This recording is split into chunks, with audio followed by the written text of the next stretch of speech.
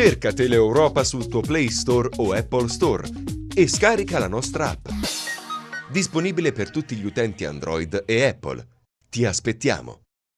Ora a Rende, dove è stata inaugurata la quarta edizione della Kermesse Libriamoci, a cui ha partecipato l'Istituto Comprensivo Rende Commenda. Vediamo.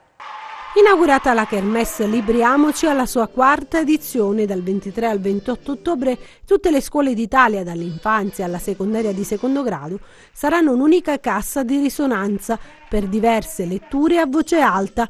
Anche la scuola secondaria dei Cuberteni, insieme alla scuola secondaria di Zumpano, ha inteso organizzare interessanti incontri con gli autori.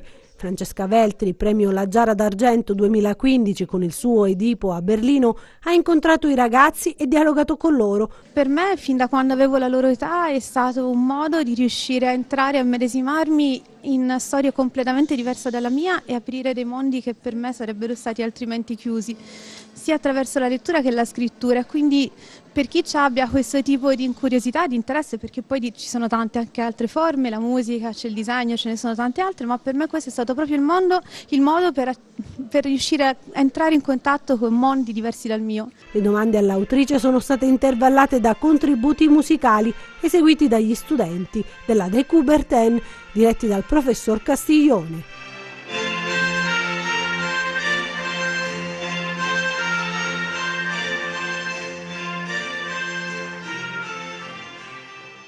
L'incontro è stato moderato dalla professoressa Rosellina Brun.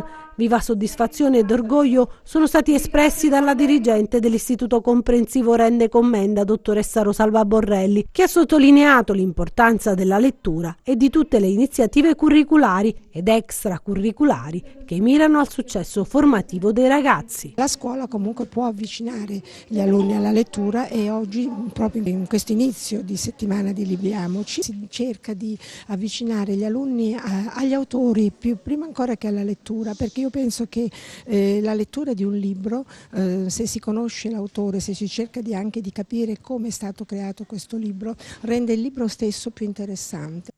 Cerca Teleeuropa sul tuo Play Store o Apple Store e scarica la nostra app. Disponibile per tutti gli utenti Android e Apple. Ti aspettiamo!